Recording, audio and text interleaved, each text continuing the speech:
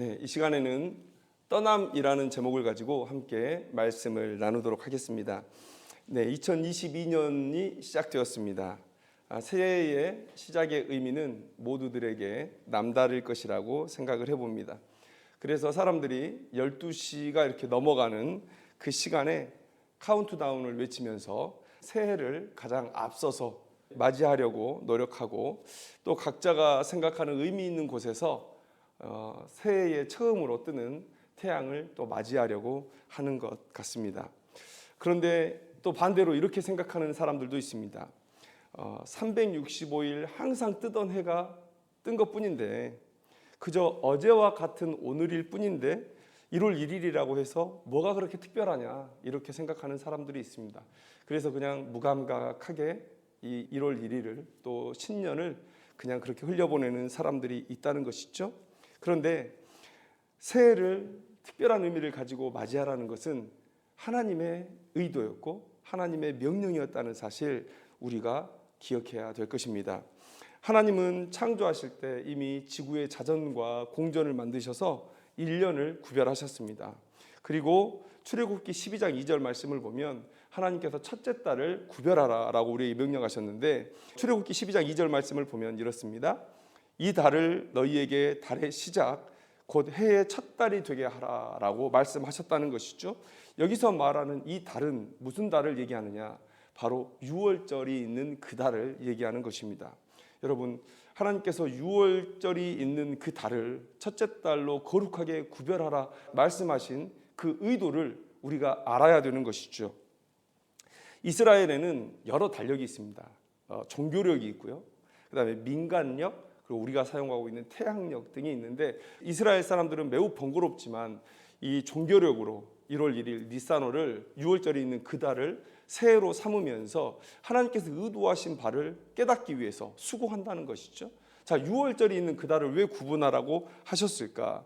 여러분, 6월절은 애굽에서 10번째 재앙이 있었던 그 날에 제정된 절기입니다.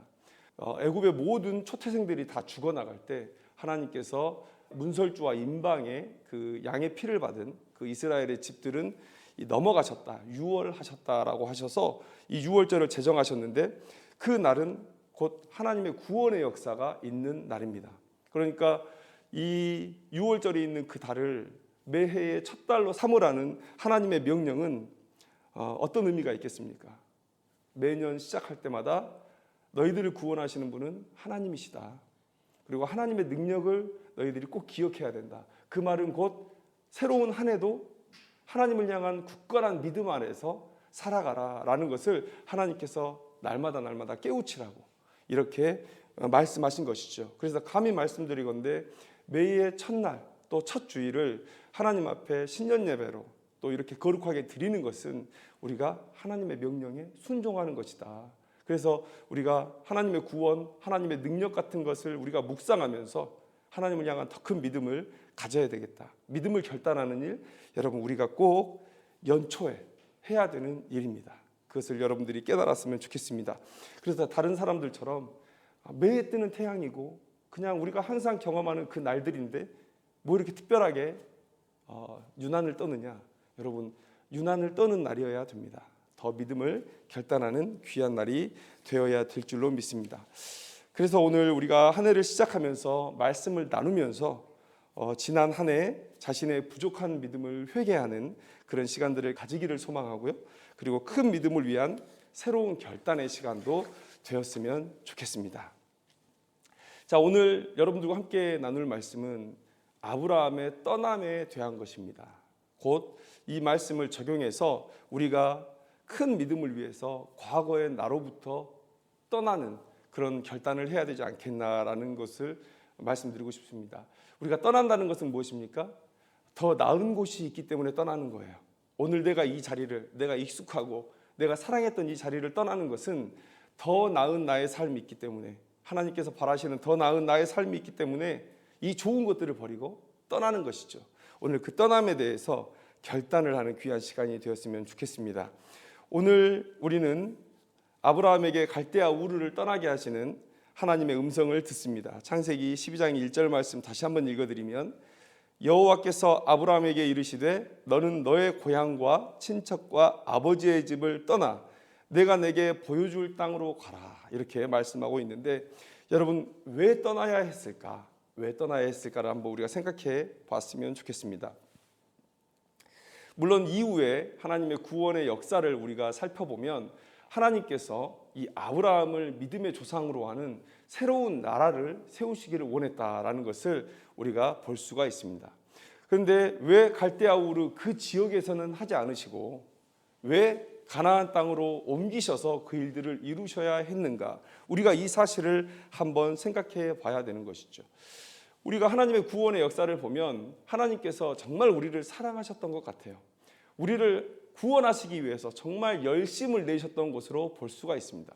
여러분, 갈대아 땅, 그러니까 우리가 역사책에서 배우는 메소포타미아, 또 그 남부에 있는 수메르 지역, 여러분 이 지역은요 인류가 최초로 모여서 살게 된, 정착하게 된 곳이 바로 그곳입니다.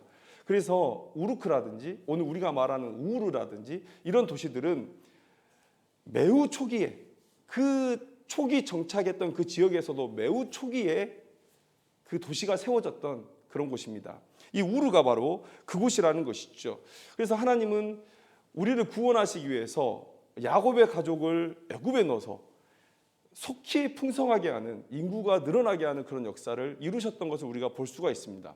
그 가나안 땅을 차지하는 새로운 나라가 되어서 하나님의 영광을 온 세상에 드러내는 그런 하나님의 구원의 계획을 가지고 계셨는데, 그런데 여러분 그냥 막 애만 계속 낳으면 그 민족이 많아집니까? 그게 아니죠. 하나님께서 애굽에 이스라엘 이 가족을 넣으신 이유는 무엇입니까? 그들이 낳으면 낳을수록 그 애굽의 풍성한 물자들이 모든 그 출산들을 다 받을 수 있는 곳이었기 때문에, 그래서 그냥 하나님의 축복하시는 대로 애를 많이 낳으면 그 아이들이 다 애굽이라는 큰 그릇에 담겨져서 보호받아서 나중에 이 400년 뒤에 200만 명이나 되는 인구가 그 애굽을 나올 수 있는, 그래서 하나님께서는 우리를 구원하시기를 기뻐하셔서 매우 속히 일들을 치르고 계신데, 여러분 갈대아 우르는 너무나 문명화된 곳이었고, 언제 그들의 인구를 이기고 언제 그들의 군사력을 이기고 이스라엘 백성들이 나는 하나님의 백성입니다 라고 외칠 수 있는 그런 하나의 나라가 될 것인가? 그래서 하나님께서는 그 나라를 옮기시기를 원하셨다는 것이죠. 그런데 여러분 그 지역을 떠나야 될 또 다른 이유가 있었습니다.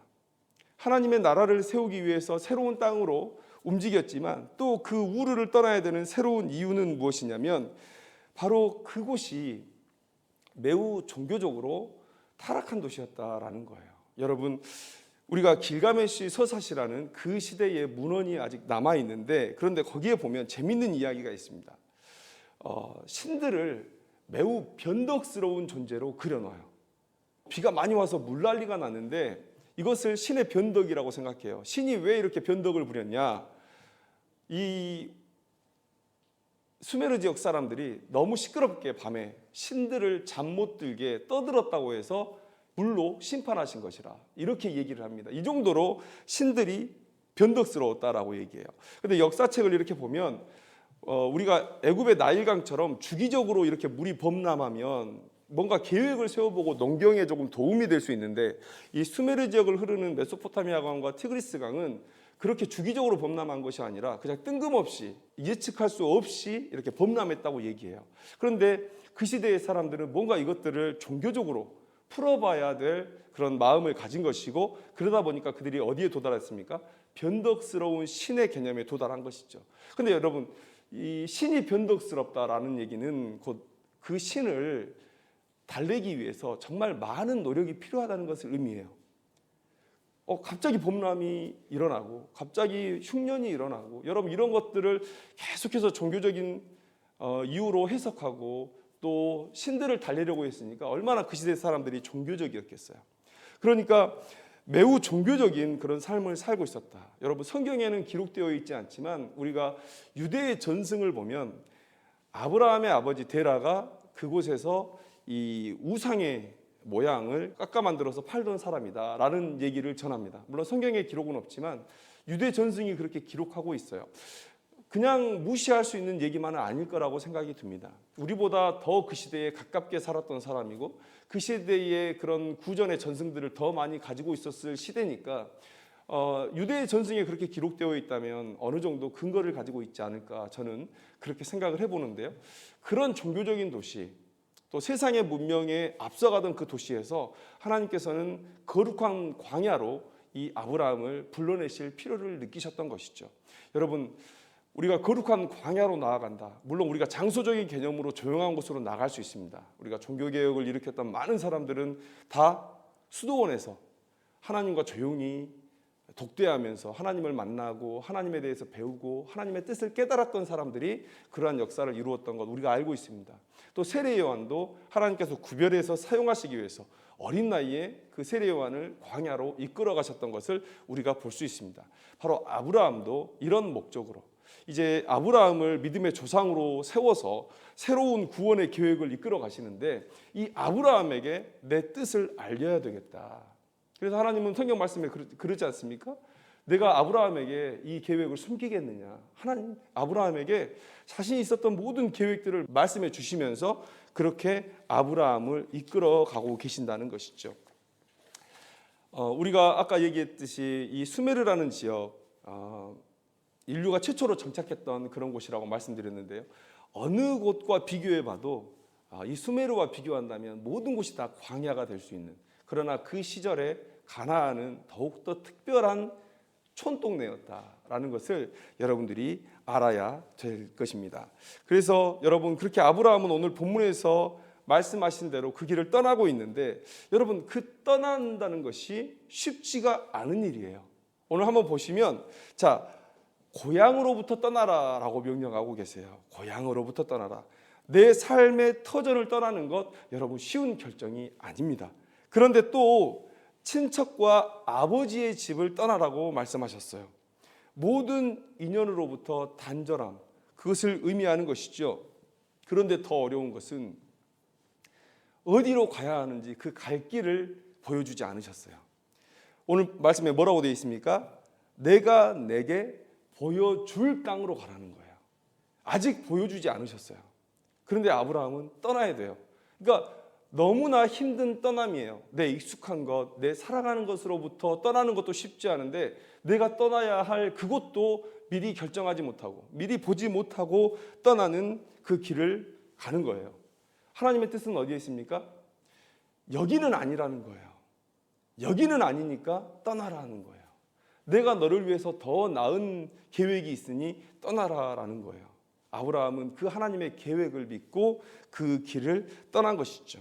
여러분, 믿음이 없이는 결코 순종할 수 없는 일, 아니 웬만한 믿음으로는 절대 순종할 수 없는 그 떠남을 오늘 아브라함이 결단하고 떠난 것이라는 사실 우리가 기억해야 되는 것이죠. 여러분, 오늘 하나님께서 우리에게 지금 너희들의 자리를 떠나라라고 말씀하세요. 이 자리가 나쁜 자리여서 떠나라는 것 아닐 수도 있습니다. 물론 어떤 사람에게는 그곳이 나쁜 곳이니까 떠나라라고 하실 수도 있지만 더 나은 곳이 있기 때문에 이곳을 떠나라 하실 수도 있어요. 그러면 우리가 결단하면서 큰 믿음으로 떠나는 모습을 하나님 앞에 보여드리는 그런 모습이 있어야 된다는 것이죠. 여러분, 우리가 이 문화 속에 사는 것, 한마디로 말하면 이렇습니다. 왜 이렇게 우리가 이 문화 속에 사는 것이 익숙한가? 왜 이렇게 사랑스러운 것들이 많은가라고 생각할 때, 여러분, 우리와 성정이 같은 사람들이 만들었기 때문에 그렇습니다. 우리도 죄인이요, 죄인된 자들이 함께 만들어낸 문화, 그 문화에서 같은 목적을 가지고 만들었기 때문에 만들어지는 것들이 너무 좋고 또 익숙해지고 또 그것들을 사랑하게 되는 것이죠. 여러분, 물론 하나님을 믿는 거룩한 사람들이 거룩한 문화들을 만들어가고 있습니다. 그러나 대세는 악한 쪽으로 흘러가고 있다. 에베소서 6장 12절 말씀을 보면 우리의 씨름은 혈과 육을 상대하는 것이 아니요. 자, 단어를 한번 들어보십시오. 통치자들과 권세들과 이 어둠의 세상 주관자들과 이 세상을 지금 이 어둠의 세상이라고 그렇게 바울은 얘기하고 있고요. 또 하늘에 있는 악한 영들을 상대함이라.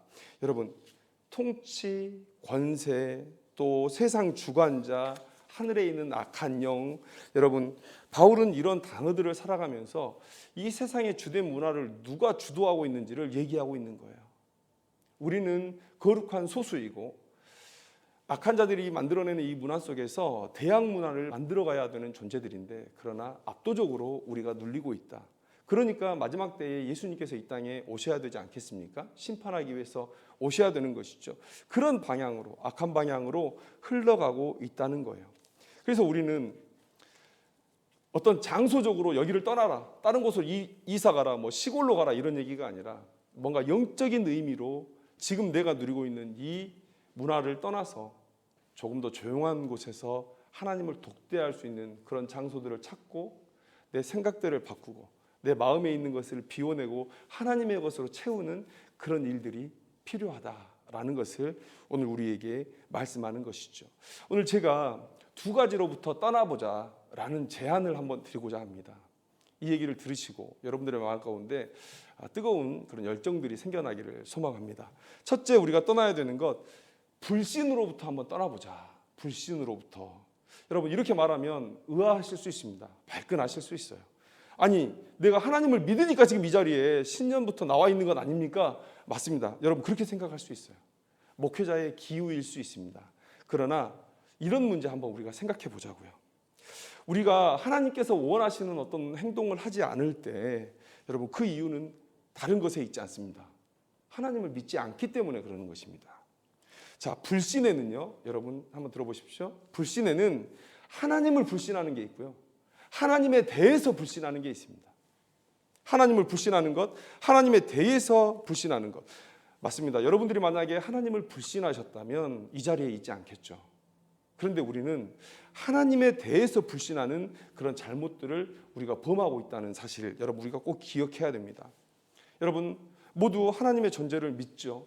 예수 그리스도의 공로로 우리가 구원받는다는 사실 믿죠. 그래서 우리가 구원의 확신을 가지고 있습니다. 그런데 우리는 하나님에 대해서 불신할 수 있다는 거예요. 예를 들어서 말씀드리면, 하나님께서 나를 얼마나 사랑하시는지, 또 하나님의 능력이 얼마나 큰지, 하나님께서 종말의 때에 공의로운 심판을 하실지, 이런 불신들이 있다는 거예요. 여러분, 그래서 하나님의 사랑을 믿지 못합니다. 하나님께 온전히 나의 삶을 맡겨드리지 못해요. 아니, 하나님께 내 삶 다 드렸는데 내 삶이 복되지 않으면 어쩔 거야? 우리가 주저주저합니다. 그리고 하나님의 능력에 대해서 믿지 못해요. 그래서 자신의 능력으로 자꾸만 도전하고 자신의 능력을 제1 원인으로 생각해서 그렇게 살아가고 있다는 것이죠. 또 마지막 때에 하나님의 공의로운 심판에 대해서 온전히 믿지 못합니다. 그래서 지금 내 앞에 와 있는 이 뇌물을 포기하지 못하는 거예요. 이건 내가 받으면 이 세상에서 잘 살 수 있는데, 그런데 하나님은 뇌물을 받지 말라고 수도 없이 말씀하고 있거든요. 그런데 그 뇌물을 내가 내 주머니에 넣습니다. 왜 그렇습니까? 내가 하나님의 공의로운 심판이 마지막 날에 있을 거라는 것을 정확히 믿으면 이런 행동 못하는 것이죠. 우리의 행동은 정확히 믿음에서부터 시작이 됩니다. 내가 이것을 먹어서 죽으면, 정말 덴저러스한 물질이면 여러분 안 먹죠. 정부가 그렇게 기록해 놓은 것은, 회사에서 그렇게 기록해 놓은 것은 진짜 위험하다고 말했기 때문에, 그걸 믿기 때문에 우리가 먹지 않는 것입니다. 이걸 먹어도 된다, 이거 안전하다라고 국민이 정부에서 했어 민증을 해주면, 여러분 그거 우리가 먹는 거죠. 정말 안전하겠구나 믿는 것입니다. 믿음은 우리의 행동을 야기하는 것이죠. 근데 우리가 뭔가를 하지 않는다? 여러분 우리가 믿지 않기 때문에 그렇습니다. 하나님께서 요구하시는 삶이 내 삶에 안 나타난다. 그것은 하나님을 믿지만, 그러나 세부적으로 들어가서 하나님의 이러한 모습에 대해서 우리가 믿지 않고 있는 거예요. 이런 모습이 우리 가운데 나타난다는 것입니다. 하나님을 신앙하기 때문에 교회는 나올 수 있습니다. 그러나 이 성경에서 말하는 하나님의 약속에 대해서는 내가 긴가민가하다. 그렇기 때문에 순종하지 않을 수 있다는 거예요. 그래서 내 삶을 통해서 적극적으로 하나님을 드러내지 않습니다. 하나님은 하나님을 믿는 믿음으로 행동하는 것으로 자신을 드러내기를 원하세요. 우리의 삶에서. 그런데 우리가 그렇게 하지 않습니다. 하나님을 믿지 않으니까. 귀찮아요. 필요성을 느끼지 못해요. 그리고 그렇게 하나님의 요구대로 살지 않으면서 아무런 문제의식을 갖지 않고 살아갑니다. 여러분, 내가 믿지 않는 것을 왜 자랑하겠어요? 내가 믿지 않는 것을 왜 자랑합니까? 여러분, 우리가 진짜 믿는다면 그렇게 행동 안 하죠. 성경에서 누차 우리에게 얘기해 주는 것은 무엇입니까? 확실한 믿음을 가지고 예수님께 나온 사람이 있습니다. 예수님께 가면 내 병이 고쳐질 것이라. 그러나 긴가민가 한 사람도 있어요. 그래서 귀신 들린 자기 아들을 데리고 온 아버지가 책망을 받습니다. 할 수 있거든요. 무슨 말이냐. 그러니까 긴가민가한 믿음으로 예수님 앞에 나와왔어요. 그런데 내 자식이 고쳐졌거든요. 또 옆에서 그것들을 봤거든요. 야, 예수님 메시아다. 여러분, 그래서 고침받은 사람들, 또 그 자리에 있었던 사람들 어떻게 행동했습니까? 나가서 막 자랑한 거예요. 내가 봤다. 예수 그리스도를 전한 거예요. 야, 아프냐? 예수께 나아가라고 권한 거예요. 내가 아프면 예수께 나아갔던 거예요. 여러분, 그게 믿음에 대한 행동이죠. 초대교회의 성도들이 어떻게 살았습니까? 주님이 곧 오신다는 그 약속을 믿고 자신의 모든 것을 팔아서 교회 앞에, 하나님의 나라 앞에 내려놓고, 그리고 예수 그리스도 자랑하는 일에, 믿음을 드러내는 일에 여러분 열심을 품었던 것, 여러분 우리가 알고 있습니다. 여러분, 오늘 내 삶을 한번 돌아보세요. 교회에 나왔습니다. 하나님이 계신 건 믿겠어요. 하나님이 예수 그리스도를 통해서 나를 구원하신 건 믿겠어요. 그런데 하나님에 대해서는 잘 믿지 못하겠어요. 정말 하나님이 날 사랑하시나? 정말 이 마지막 때에 정의로운 심판이 있을 것인가? 하나님께서 나를 능력 있게 하셔서 이 일을 감당하게 하실 것인가? 여러분, 이것에 대해서 우리가 긴가민가해요. 과연 그렇게 하실까? 그래서 여러분, 자녀들이 항상 제일 먼저 빼는 건 뭡니까? 방학 때 자녀들이 바쁘잖아요. 학원에서는 또 방학 맞춰가지고 이러이러하게 뭐 한 달 완성 코스 뭐 이런 거 만들어가지고요. 여러분 불러대죠. 불안하게 합니다. 그래서 제가 교육자 해보니까 제일 먼저 교회 수련회를 빼요. 장로님 자녀고 뭐 상관없습니다. 안수집사님 자녀고 상관없고 우선 교회 수련회를 먼저 뺍니다. 못 간다. 대학교 가서 신앙생활하자. 여러분, 그거 우리의 불신에서 나오는 행동 아니겠습니까? 여러분, 내 믿음을 한번 돌아보기를 바랍니다. 하나님께서 분명 해야 된다라고 말을 하는 그 행동들, 믿음의 사람들에게서 당연히 나타나야 된다라고 말씀하시는 그 행동들이 내 삶에 나타나고 있지 않다면 여러분, 다른 이유가 없어요. 내가 하나님의 그 약속을 믿지 않기 때문에 안 하는 것입니다. 여러분, 이 불신으로부터 탈피하기를 소망합니다. 전체적으로 큰 틀에서 하나님을 믿지만 그러나 세부적인 영역으로 들어가면 내 불신이 가득해요. 여러분, 이 모습들을 우리가 한번 봤으면 좋겠어요. 교회에 앉아있는 이 모습 때문에 가려져 있는 나의 믿음의 진짜 모습을 한번 우리가 이 시간 목도하고 하나님께서 열어주시는 영안으로 내 진짜 믿음의 정체를 한번 바라보고 2022년 한 해는 그 믿음의 영역들을 하나하나씩 하나님의 나라로 점령해가는 그런 놀라운 역사가 올 한 해 가운데 우리에게 있기를 소망합니다. 또 하나, 여러분들, 우리가 어디로부터 떠나야 되느냐 하나 제안 드리고자 하는 것은 냉랭함으로부터 떠나야 될 것이다. 냉랭함으로부터 떠나자. 여러분, 코로나로 인해서 우리의 상황들이 지금 쉽지 않은 상황 가운데 있습니다. 모이지 못하죠. 또 찬송도 못하죠. 저는 이 감정적인 부분이 신앙생활에서 매우 중요하다고 생각합니다. 함께 찬양하고 함께 소리도 좀 질러보고, 여러분, 이런 일들 우리에게 너무 중요한 일들인데 이런 것들 할 수가 없어요. 함께 식사하는 것들, 이런 것들도 할 수가 없습니다. 감동이 없어져요. 그러니까 헌신이 없고 순종이 없는 삶이 우리의 삶 속에서 나타나고 있습니다. 여러분, 정상적인 그리고 건강한 신앙인이라면, 또 그런 건강한 신앙을 맛본 우리들이라면 지금 이 맛없어진 신앙의 모습을 우리가 불편해해야 돼요. 요즘 매번 맛집 나오지 않습니까? 다 맛 칼럼니스트예요. 뭐 보면 뭐가 어떻다 이런 맛평가들 잘하잖아요. 그런데 내 신앙이 이렇게 맛없어진 것에 대해서는, 우리 교회가 이렇게 맛없어진 것에 대해서는 아무런 문제의식을 갖지 않아요. 야, 오히려 그러니까 편하다. 편하다. 교회가 귀찮게 하지 않아도 좋고 목회자가 귀찮게 하지 않아도 좋다. 편하다. 여러분, 마치 시험이 없는 학생들이 평가를 받지 않으니까 잘하고 있다고 착각하는 것, 여러분, 그것 같아요. 여러분, 아이들 평가하기 전에는 애들이 자기 실력을 몰라요. 잘하는 줄만 알지. 첫 시험 딱 보고 모의고사 딱 보고 전체 석자 딱 나오면 이제 자기 자리가 명확해지는 것이죠. 나 더 열심히 노력해야 되는구나. 여러분, 우리가 그런 상태라는 거예요. 그래서 이런 상태여서 책망받은 교회들이 있지 않습니까? 라오디게아 교회. 계시록 3장 15절 말씀을 보면 내가 내 행위를 아노니 내가 차지도 아니하고 뜨겁지도 아니하도다. 내가 차든지 뜨겁든지 하기를 원하노라. 그런데 여러분, 라오디게아 교회뿐만이 아니죠. 여러분, 에베소 교회 더 심한 질책을 받았습니다. 뭐라고 말씀하십니까? 너희가 처음 사랑을 버렸다. 그리고 또 뭐라고 얘기합니까?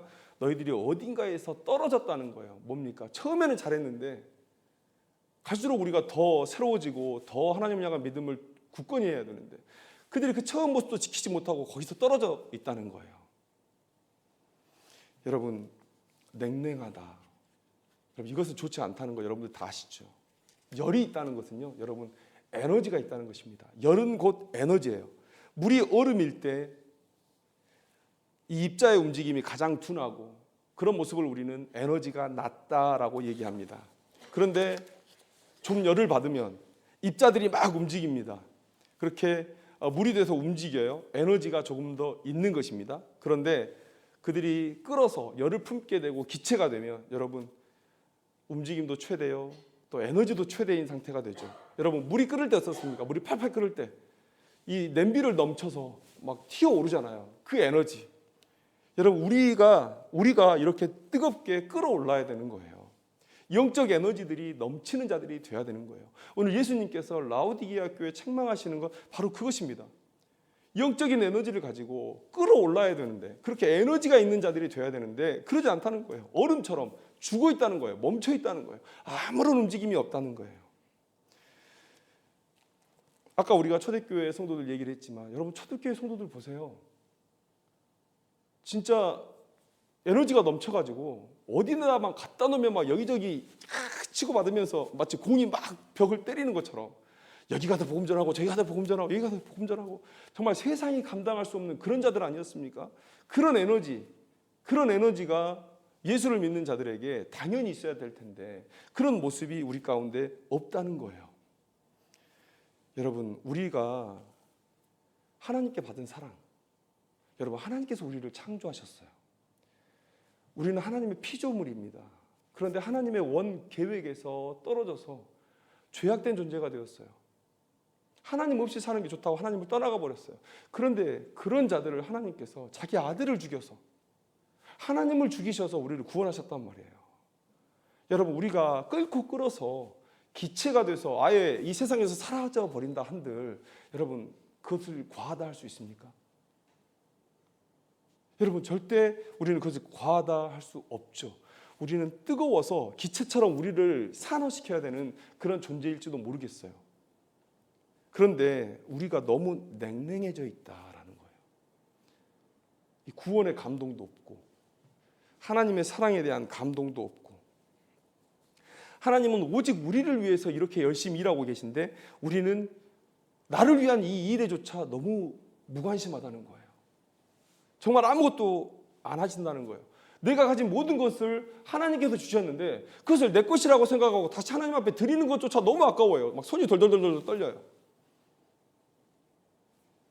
우리는 이 냉랭함에서 떠나야 하는 것이죠.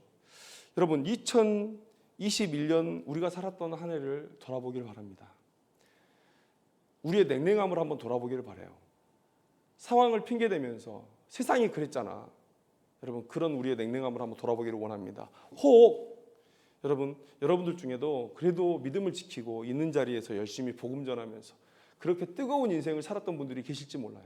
그러나 도전합니다. 왜냐하면 하나님께서 더 전진하기를 원하시니까, 더 뜨거워지기를 원하시니까. 여러분, 빌립보서 3장 12절에서 14절 말씀 제가 읽어드릴게요. 사도 바울이 어떤 마음으로 살았는가? 내가 이미 얻었다 함도 아니요 온전히 이루었다 함도 아니라 오직 내가 그리스도 예수께 잡힌 바 된 그것을 잡으려고 달려가노라. 형제들아, 나는 아직 내가 잡은 줄로 여기지 아니하고 오직 한 일, 즉 뒤에 있는 것은 잊어버리고 앞에 있는 것을 잡으려고 푯대를 향하여 그리스도 예수 안에서 하나님이 위에서 부르신 부름의 상을 위하여 달려가노라. 여러분, 옥에 갇혀 있을 때 사도 바울이 쓴 서신, 이 빌립보서 안에 기록된 이 내용이에요. 옥에 갇혔다면 여러분 이제 포기할 만도 해요. 내가 열심히 살았으니까 그 흔적으로 내가 옥에 있는 것 아니겠습니까? 그러면 이제 포기할 만도 해요. 이제 됐다라고 얘기할 만도 해요. 그러나 이 사도 바울 안에는 하나님에 대한 뜨거움이 넘쳐서 영적 에너지가 넘쳐서 갇혀있는 중에도 자신의 사역이 여기서 끝날 거라고 생각하지 않습니다. 자기가 했던 일 이거 다 잊어버려요. 여러분 사도 바울이 얼마나 놀라운 일을 했습니까? 심지어 어떤 사람들은 사도 바울이 기독교를 만들었다 얘기할 정도로 사도 바울이 이 기독교 진리를 세우는데 지대한 공헌을 했지 않습니까? 진리만 세워요? 땅끝까지 복음을 전하는 그 예수님의 말씀, 그 말씀을 고지고대로 듣고 진짜 땅끝까지 가야 된다고. 사람들은 얘기해요. 진짜 사도 바울은 마지막에 스페인까지 갔을 거라. 그때 유럽의 끝이었거든요. 여러분, 옥에 갇혀서도 멈출 수 없었던 이 사도 바울의 열정, 뜨거움, 여러분 이런 삶을 우리가 본받아야 될 줄로 믿습니다. 여러분 더 믿기를 소망해요. 더 뜨겁기를 소망합니다. 여러분 그 일을 위해서 우리가 오늘 내 익숙하고 내 사랑하는 그 자리에서 떠날 필요가 있다는 거예요. 우리는 새 사람이기 때문에 이 거룩하지 않은 죄악된 문화에서 우리가 떠날 필요가 있습니다. 골로새서 3장 10절 말씀에 새 사람을 입었으니 이는 자기를 창조하신 이의 형상을 따라 지식에까지 새롭게 하심을 입은 자니라. 여러분 세상이 말하는 지식이 아니라 하나님께서 말하시는 지식으로 새롭게 하심을 입은 자. 그래서 우리가 장소적으로 우리가 시골로 이사 가자, 뭐 조용한 곳을 찾아가자. 여러분 그러면 좋겠죠. 그런 것들이 큰 영향을 끼칩니다. 환경이 큰 영향을 끼치죠. 맹모 삼천지교죠. 여러분 그러나 이것은 단순히 우리의 장소를 옮기라는 얘기는 아닙니다. 장소를 옮기라는 얘기가 아니고 우리가 내가 안주해 있던 이 자리, 세상의 즐거움이 가득했던 이 자리, 세상의 문화에 푹 찌들었던 이 자리에서 우리가 그것들을 털고 일어나 하나님과 독대하면서 하나님 앞에 더욱더 날아오를 수 있는 그런 믿음을 고양시킬 수 있는 그 자리로 떠나라는 것을 의미해요. 하나님이 우리를 향한 큰 계획을 가지고 있기 때문입니다. 그래서 과거 불신으로부터 우리가 떠나기를 원해요. 또 과거 냉랭했던 우리의 모습으로부터 떠나기를 원해요. 하나님을 신앙하고 그분의 뜻에 순종하며 살아가는 것이 얼마나 큰 기쁨인지 여러분들 알기를 원합니다. 사도 바울이 했던 얘기 있죠. 내가 지금 갇혀있는 거 빼놓고는 너희들이 다 나와 같이 되기를 원한다. 여러분 사도 바울이 그렇게 행복했다는 거예요. 사도 바울이 그렇게 행복했다는 거예요. 우리는 저렇게 맞고 또 배도 파선하고 저렇게 죽을 고비를 넘기면서 저 짓을 왜 하나? 여러분 그것은 그 기쁨 안에 달려들지 않았기 때문에 그렇습니다. 여러분 내 것 포기하고 하나님의 뜻을 따라 살아본 사람이 그 행복을 얘기해주고 있잖아요. 이렇게 믿으며 이렇게 뜨겁게 살아온 이 인생이 얼마나 복된지 얼마나 기쁜지 여러분들도 다 나같이 알게 됐으면 좋겠다. 여러분 이 사도 바울의 권면을 우리가 듣기를 원합니다. 또 하나님께서 과거에 너로부터 떠나라 라고 하시는 그 명령을 우리가 기억했으면 좋겠어요. 여러분 이럴 때 우리의 삶이 변화될 줄로 믿습니다. 우리가 간절히 기도해요. 하나님께서 원하시는 길 아닙니까? 우리의 변화는 하나님과 우리의 협력을 통해서 일어나고 있는데 여러분 하나님은 언제든지 기다리고 계시고 인도하실 준비를 하고 계신 거예요. 우리가 언제 결단하나 계속 우리만 바라보고 계신 거예요. 그런데 여러분 손을 들고 하나님 제가 변하겠습니다. 하나님의 뜻대로 변하겠습니다라고 결단할 때 하나님께서 왜 우리를 이끌어 주시지 않겠는가? 왜 우리에게 변화가 일어나지 않겠는가? 여러분 변수는 우리예요. 하나님은 상수예요. 여러분 우리가 반응하면 하나님께서 역사를 이루실 것을 믿습니다. 여러분 2022년 은혜죠. 하나님께서 은혜로 우리 가운데 주신 귀한 해입니다. 여러분 아까 기도했듯이 이제 코로나의 종식을 기대하고 있는 시간을 우리가 살고 있습니다.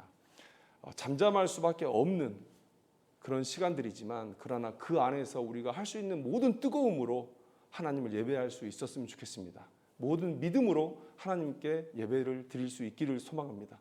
여러분 그런 결단의 시작이 오늘이기를 원하고 2022년 한 해 동안 계속해서 이 불신으로부터 나의 냉랭함으로부터 떠나는 그런 귀한 삶을 사시기를 주님의 이름으로 축원합니다. 기도하겠습니다.